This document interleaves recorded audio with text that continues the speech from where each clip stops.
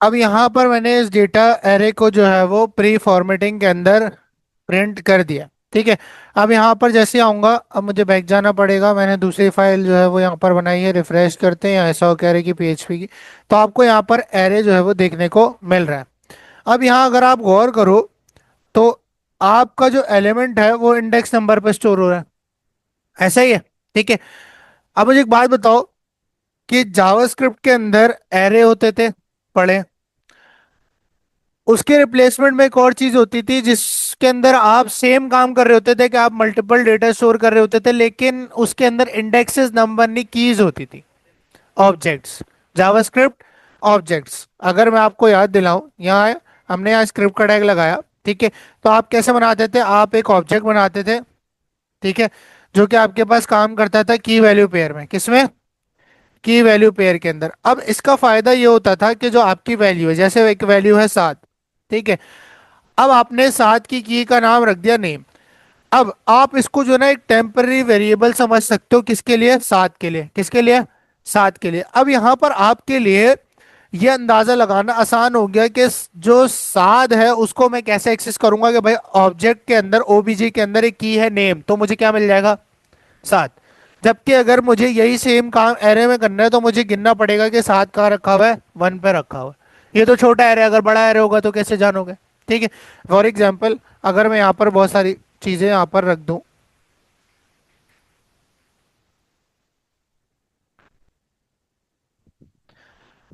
अब मुझे यहाँ बताओ कि ये किस इंडेक्स पे रखा हुआ है। गिनोगे ना? गिनोगे ना? यहीं पर अगर मैं इसको कोई की दे दूं, जैसे मैं इसको एज नाम की दे दूं, अब गिनोगे? अब आपको पता है कि मैंने इसको एक्सेस करना है, तो किससे करना है? तो अब आप जो है वो एबीसी को एक्सेस करने के लिए इंडेक्स नंबर को नहीं सोचोगे। ठीक है। अब जावास्क्रिप्ट के अंदर तो ऑब्जेक्ट होते थे, लेकिन पीएचपी के अंदर ऑब्जेक्ट्स नहीं होते। पीएचपी के अंदर ऑब्जेक्ट, इस तरह का ऑब्जेक्ट एग्जिस्ट नहीं करता। इसी तरह का आपके पास एक एरे होता है पीएचपी के अंदर, जिसको हम एसोसिएटिव एरे कहते हैं। क्या कहते हैं? एसोसिएटिव एरे कहते हैं। क्या कहते हैं? Associative array. थोड़ा सा आर्टिकल्स पे भी नजर डालते हैं कि आर्टिकल्स क्या कहते हैं। भाई हमने यहाँ लिखा एसोक एरे इन पीएचपी। तो यहाँ पर देखो, associative array are use to store key value pairs, यानी कि आपके पास डेटा इंडेक्सेस नंबर नहीं, की वैल्यू पेयर्स पे स्टोर करता है। For example, to store the marks of the different subjects of a student in an array, a numerically indexed array would not be the best choice. बात समझ आई? ठीक है। Instead, we could use the respective subject's name as the keys in our associative array and the value would be their respective marks gained. अब ये basically मिसाल किस चीज की दे रहा है कि फॉर एग्जाम्पल मेरे पास एक एरे है मार्क्स नाम का। किस नाम का? मार्क्स नाम का। और उसके अंदर मैंने नंबर स्टोर कर दिए। अब आप मुझे देख के बता सकते हो कि कौन से मार्क्स किस सब्जेक्ट के हैं? नहीं बता सकते। वहीं अगर मैं इसके पीछे एक ऐसा कीवर्ड लगा दूं 90 के पीछे, जिससे आपको पता चल जाए कि भाई ये किसके मार्क्स है, तो आपके लिए आसानी होगी। बिल्कुल होगी। अच्छा सर, ये करते कैसे?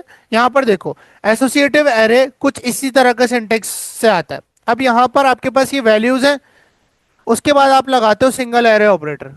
क्या लगाते हैं? Single arrow operator. इसको हम क्या कहते हैं?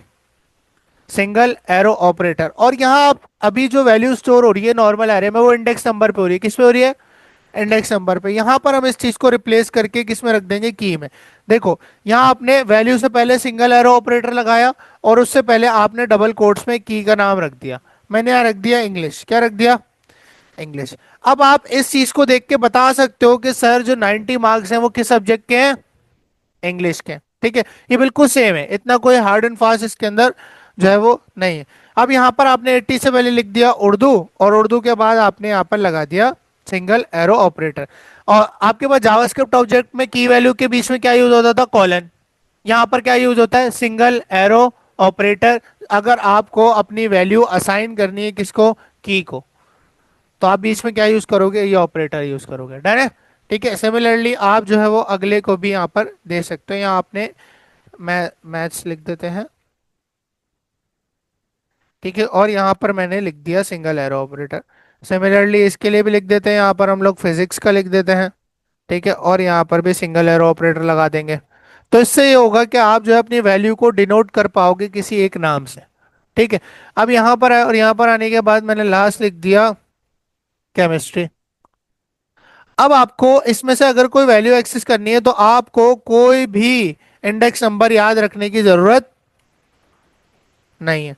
अब यहां पर आप इसको कैसे प्रिंट करोगे, आप यहाँ आपने कहा इको कर दो, क्या इको कर दो भाई, डॉलर मार्क्स को। अगर डॉलर मार्क्स को इको करने की कोशिश करूंगा तो वो नहीं होगा।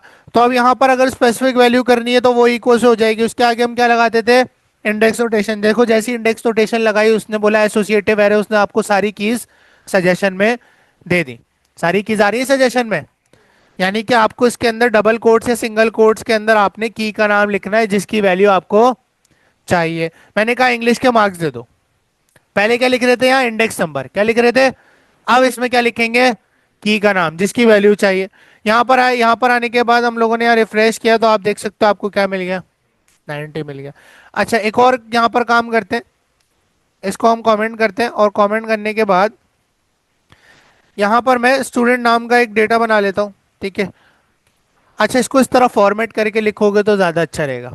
ठीक है, नीचे आपने इसको कर लिया और यहाँ पर आपने पहली स्टूडेंट का डेटा के अंदर आपने की रख दी आईडी और उसको आपने वैल्यू असाइन कर दी 1001। क्या वैल्यू असाइन कर दी, 1001। यहाँ पर आपने एक नेम की रख दी, उसको वैल्यू असाइन कर दिया आपने साद। ठीक है, आपने दूसरी तीसरी वैल्यू आपने असाइन कर दी ईमेल की फॉर एग्जांपल।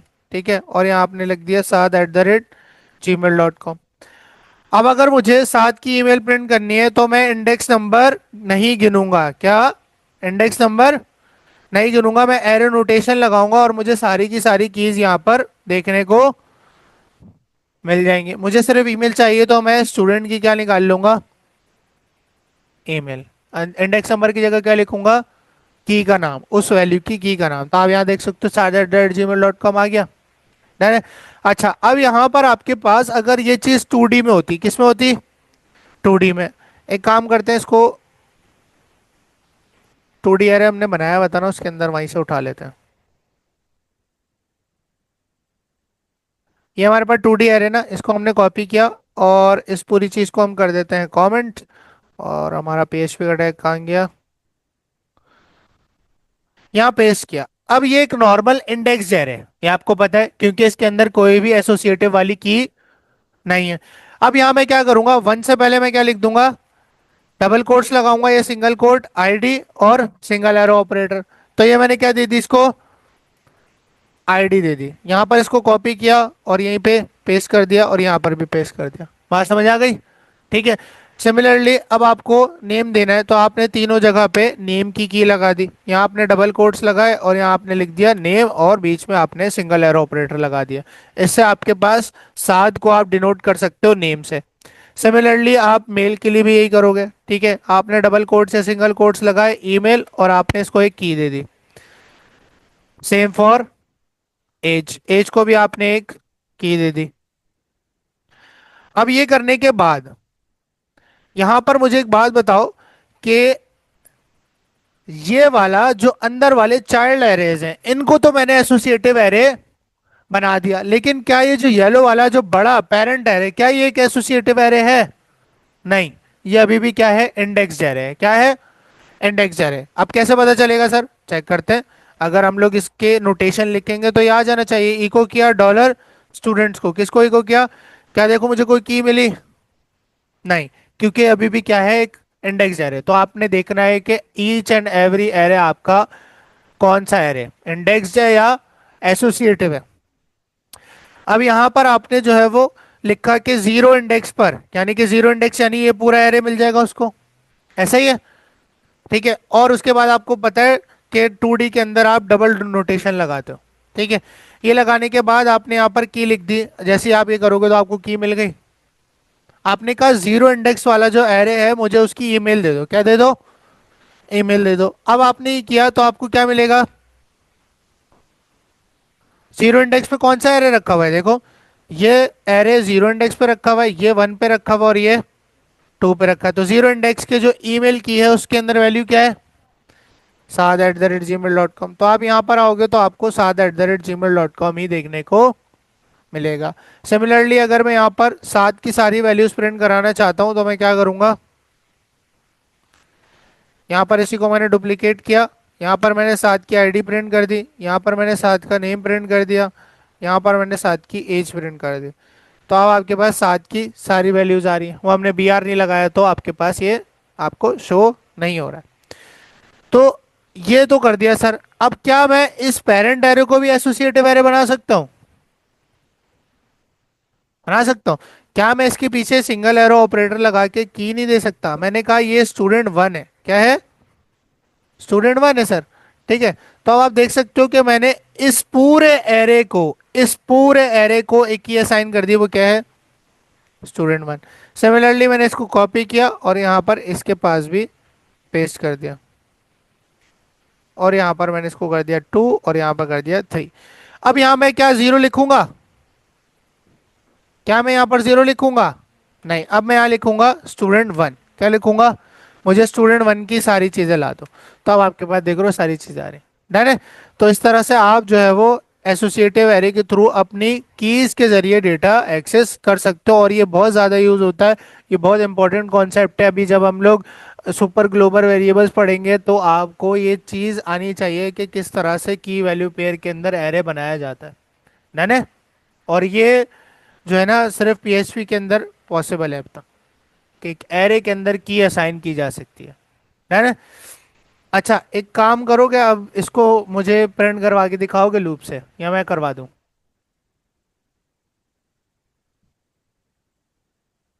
हाँ, हो जाएगा, चलो।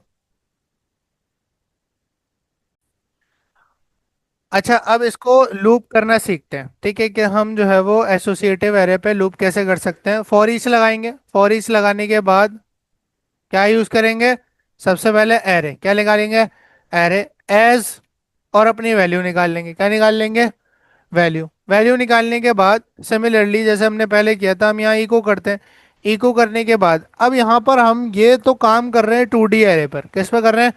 2D एरे पे। पहले इसको हम करते करके देखते हैं सिंगल डायमेंशनल पे। किस पे? सिंगल पे। ये हमने सिंगल खोला और सिंगल हमारा है स्टूडेंट। क्या है? स्टूडेंट है। इसको हम नीचे ले आते हैं कट करके, ताकि आपको सही से नजर आ जाए। सिंगल डायमेंशनल पे काम करते हैं। ठीक है। और इको करते हैं। क्या इको करेंगे? Dollar value. क्या इको करेंगे? Dollar value. और साथ में हम यहाँ पर बी आर भी लगाते हैं, चेक करते हैं कि हमारे पास ये प्रिंट होता है या नहीं होता। लेट्स सी, यहाँ रिफ्रेश किया तो आपके पास ये प्रिंट हो रहा है। यानी कि सिमिलरली जैसा है वैसे प्रिंट कर सकते हैं। अब यहाँ पर आप फॉर एग्जांपल कहते हो कि सर मुझे इसके साथ इसकी की भी दिखानी है। क्या दिखाना है? की भी। अब सर कैसे निकालेंगे? अब आपको पता है कि की होती है, फिर सिंगल एरो ऑपरेटर, और वैल्यू होती है। क्या होती है? वैल्यू। वैल्यू हमने निकाल ली। अब आपको इसी फॉर्मेट के अंदर यहां पर एक और वेरिएबल बनाना है जिसको आप की कह दो। ठीक है। अच्छा, याद रहे इन दोनों का नाम आप कुछ भी रख सकते हो। आप की नहीं जरूरी कि की रखो, लेकिन जो बेस्ट प्रैक्टिस है कि आप अपने याद दिलाने के लिए इसको की वैल्यू के अंदर लिखोगे। लेकिन ये जरूरी नहीं है कि आप जो है वो की वैल्यू ही इन वेरिएबल्स का नाम रखो। आप इनके वेरिएबल्स का नाम कुछ भी रख सकते हो। तो इस फॉर्मेट से निकालने का क्या आपके पास फायदा होगा कि आपके पास डॉलर की के टेम्पररी वेरिएबल के अंदर कीज आ जाएंगी, और उसके साथ उसकी वैल्यू। तो यहाँ पर आप क्या करोगे? इको कर दोगे साथ में की को भी, और यहाँ कॉन्केट करके आप एक स्पेस भी डाल दोगे। बात समझ आई? ठीक है। तो ये करने से आपके पास की, उसके बाद एक स्पेस आएगा जिसमें कॉलन लगा हुआ होगा, और उसके साथ उसकी वैल्यू आ रही होगी। यहाँ रिफ्रेश करोगे तो आप देख सकते हो कि आप की भी देख सकते हो और वैल्यू भी देख सकते हो। अगर तुम्हें ये चीज़ कंफ्यूज कर रही है तो इसको हटा दो फिलहाल। ठीक है। अगर ये तुम्हें कंफ्यूज कर रहा है, बस इसको कॉन्केट कर दिया आपने। क्या कर दिया? कॉन्केट कर दिया, रिफ्रेश किया। अब वो ये लगाने का मकसद था कि सेपरेट हो जाता, कॉलन लगा दिया था बीच में। अरे ठीक है। अब बात करते हैं कि सर हम लोग जो है वो मल्टी डायमेंशनल पे कैसे करेंगे। अब मल्टी डायमेंशनल को हम यहाँ पे अनकमेंट कर लेते हैं। अनकमेंट करने के बाद हम इसको कट करते हैं और हम लोग यहाँ रख देंगे इसको। ठीक है। अब सिमिलर एरे का नाम क्या है? स्टूडेंट। और स्टूडेंट में से आपको क्या मिलेगा? यहाँ पर आपको इंडेक्स मिलेगा पहले एरे का, और दूसरा वैल्यू में क्या मिलेगा? स्टूडेंट का एरे मिलेगा। क्या मिलेगा? वैल्यू में क्या मिलेगा? पूरा का पूरा एरे मिलेगा ना। ऐसा ही है। ठीक है। यहाँ पर अब अच्छा ये भी हम लोगों ने एसोसिएट किया हुआ है तो इसका नाम हम की ही रख देते हैं। ठीक है, जो भी रखना चाहो आप इसकी रख सकते हो। उसके बाद यहाँ पर आप दोबारा लूप करोगे किसको, स्टूडेंट एरो को। किसको लूप करोगे, स्टूडेंट एरो को। क्या स्टूडेंट एरे एक एसोसिएटिव एरे नहीं है, बिल्कुल है। तो यहाँ पर आप फॉर ईच को दोबारा रिपीट करोगे। मैंने कहा for each what, dollar student array as as dollar key and value, दोनों चाहिए ना, तो दोनों लिखूंगा। इंडेक्स जा रहे थोड़ी है, सिर्फ वैल्यू लिखूंगा। ना सिर्फ वैल्यू भी लिख सकते हैं, मैंने आपको करके दिखा दिया था। और की भी चाहिए तो साथ में की भी लिख दो। डन।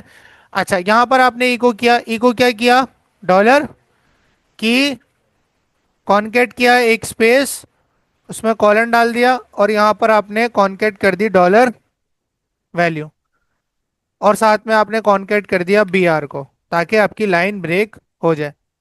डन है। तो अब चेक करते हैं कि सर हमारे पास ये प्रिंट होता है नहीं होता। रिफ्रेश करते हैं तो आप देख सकते हो आपके पास सारे रिकॉर्ड प्रिंट हो रहा है। अब अगर, अब फॉर एग्जांपल एज, या एज पर 7 का जो रिकॉर्ड है वो खत्म हो चुका है, ऐसा ही है। अब मैं चाहता हूं इस एज के फौरन बाद एक बी आर एक्स्ट्रा है, एक स्पेस लाइन आए। कैसे आएगी, कहां पर, यहां पर। चलो एक और बी आर कर देते हैं, इससे क्या होगा कि वो सब में हो जाएगा। हाँ इसके बाहर देखो, ये जो है ना आपकी वैल्यूज को प्रिंट कर रहा है। जो इनर लूप है वो एट अ टाइम एक एरे को प्रिंट करेगा, एक स्टूडेंट के एक एरे को प्रिंट करेगा। किसको, अब जैसे ही एक एरे एक स्टूडेंट का प्रिंट हो तो उसके बाहर आउटर लूप में मैं लूप चलने से पहले एक बी आर लगा दूंगा। क्या लगा दूंगा, एक बी आर, रॉ खत्म होने से पहले। तो आप देख सकते हो। बात समझ आ गई। ठीक है। अब इसी चीज को अगर टेबल में शो कराना है, कैसे शो कराएंगे, वही सिमिलर चीज रिपीट करेंगे। ठीक है। यहाँ पर हम लोगों ने HTML की बॉयलर प्लेट लगा ली। बॉयलर प्लेट लगाने के बाद क्या लगाएंगे, टेबल लगाएंगे। टेबल लगाने के बाद टी हेड के अंदर रॉ, और उसके अंदर TH बनाएंगे हम लोग। कितने हमारे पास, 4 है ना, क्या है हमारे पास, 4 है ना। हाँ, एज 4 है ना, ठीक है। ID, नेम, ईमेल और एज। ठीक है, तो यहाँ पर आपके पास ये हो गया। उसके बाद आपने यहाँ पर टी बॉडी लगाई, टी बॉडी लगाने के बाद आपने रॉ लगाई, और कहानी लगाया। ठीक है, और यहाँ मैंने 4 लगा दिए। अब मुझे इस रॉ को आउटर लूप में लूप करना है, और अपने TD को इनर लूप में लूप करना है। तो अब यहाँ पर यही चीज मैं रिपीट करूंगा, ये जो फॉर ईच मैंने की है। ठीक है।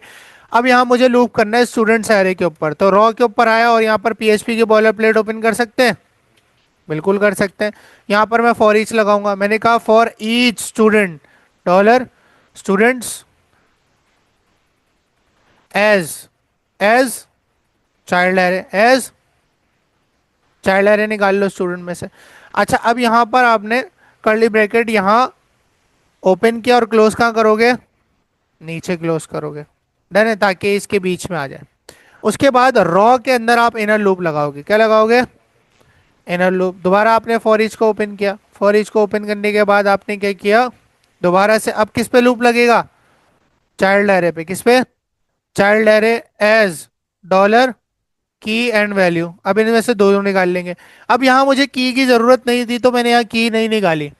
ठीक है, यहाँ भी निकाल सकते हैं। ठीक है, और यहाँ पर डॉलर वैल्यू, जो भी आपके पास की वैल्यू आ रही है। और यहाँ पर आप कब क्लोज करोगे, इसके बाद क्लोज करोगे। इसका जो ब्रैकेट है उसको क्लोज भी तो करना है, कर दिया भाई क्लोज। अब यहाँ पर आपको एक एरर देखने को मिल रहा है, और वो ये कि आपने यहाँ पर ब्रैकेट को स्टार्ट नहीं किया था। है, अब सही हो गया। अब यहाँ पर मुझे एक ही TD चाहिए, क्योंकि ये लूप करेगा हर दफा चारों TD, इसी TD को चारों वैल्यूज के लिए लूप करेगा। यहाँ पर PHP का सिंटेक्स इसके बीच में खोला, और मैंने इको कर दिया। क्या इको करूंगा, डॉलर वैल्यू को इको करूंगा ना। किसको, डॉलर वैल्यू को इको करूंगा।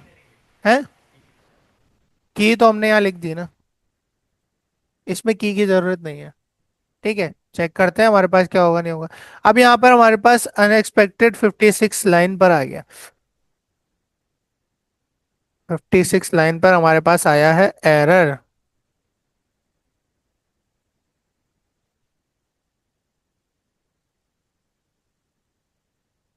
नहीं नहीं, इससे नहीं होता।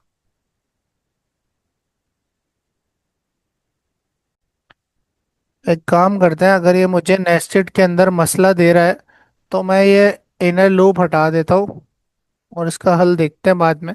यहाँ पर क्या करेंगे, यहाँ पर हम लोग क्या करेंगे कि यहाँ से आपको एरे मिल रहा है चाइल्ड एरे, अगर मैं इको करूँ चाइल्ड एरे, ठीक है, और यहाँ पर मैं जैसे ही करूँगा तो मेरे पास की आ गई। आईडी करा, यहाँ पर इसको रिपीट करा, यहाँ पर नेम कर दिया, यहाँ पर ईमेल कर दिया और यहाँ पर एज कर दिया। लेट्स सी, अब चेक करते हैं। अब आपके पास डेटा आ गया, वो मुझे देखना पड़ेगा वो उसका क्या इशू है कि वो अलाउ क्यों नहीं कर रहा। ठीक है, तो यहाँ पर ही आपके पास आ चुका है। टेबल को थोड़ा फॉर्मेट कर लेते हैं, क्या लगा लेते हैं यहाँ पर, बॉर्डर लगा देते हैं 1। सेल स्पेसिंग जो है वो यहाँ पर हम लोग कर देते हैं खत्म, 0, और विथ कितनी कर देते हैं, 100%। विथ हम कर देते हैं 100%। तो यहाँ पर आपके पास टेबल आपका सही से बन के आ चुका है। इस तरह से जो है आप अपने डेटा को पीएचपी के अंदर प्रिंट करवा सकते हो। डन है, ये बात समझ आ गई है। इसका इशू मुझे देखना पड़ेगा, इसका क्या इशू है।